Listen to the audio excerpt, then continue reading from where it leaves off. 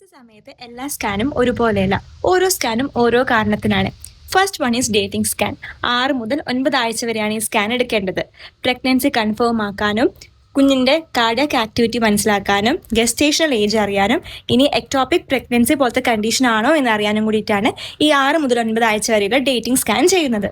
Second one is NT scan. ഇത് ചെയ്യുന്നത് 11 മുതൽ 13 ആഴ്ചയും 6 ദിവസത്തിനും ഇടയിൽ വരുന്ന കാലയളവിലാണ്. ഇത് ചെയ്യുന്നത് കുഞ്ഞിന് എന്തെങ്കിലും ക്രോമോസോമൽ അനോമലീസ് ഉണ്ടോ എന്ന് അറിയാനായിട്ടാണ്. അതായത് ഡൗൺ സിൻഡ്രോം പോലെയുള്ള അനോമലീസ് ഉണ്ടോ എന്ന് അറിയാൻ വേണ്ടിയിട്ടാണ് ഈ NT സ്കാൻ ചെയ്യുന്നത്. മൂന്നാമത്തെയാണ് അനോമലി സ്കാൻ.